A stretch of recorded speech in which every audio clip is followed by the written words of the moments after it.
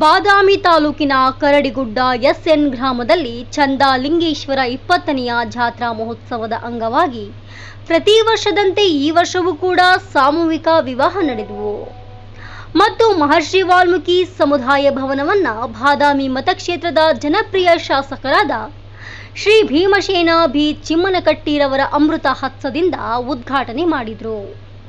ಮತ್ತು ಈ ಕಾರ್ಯಕ್ರಮದಲ್ಲಿ ಗ್ರಾಮ ಸದಸ್ಯರಾದ ಬಿವೈ ಶೆಟ್ಟಪ್ಪನವರ್, ಗ್ರಾಮದ ಹಿರಿಯರಾದ ಯಲ್ಲಪ್ಪ ಯಲನಾಯ್ಕರ್, ಮಲ್ಲಪ್ಪ ನರಿ, ಬಸವರಾಜ್ ತಳವಾರ್, ಈರಣ್ಣ ತಳವಾರ್, ಮುದುಕಪ್ಪ ತಳವಾರ್, ಚಂದ್ರು ಜಡಿಯನ್ನವರ್, ಯಲ್ಲಪ್ಪ ಮಣ್ಣೂರು ಇದ್ರು. ಬ್ಯೂರೋ ರಿಪೋರ್ಟ್ ಎಂಎಂ ಬಿಳೇಬಾಳ್, ಕನಕ ಟಿವಿ, ಬಾದಾಮಿ. ಕನಕ ಟಿವಿ ಕನ್ನಡ ಸುದ್ದಿ ನಿಮ್ಮದು, ಧ್ವನಿ ನಮ್ಮದು.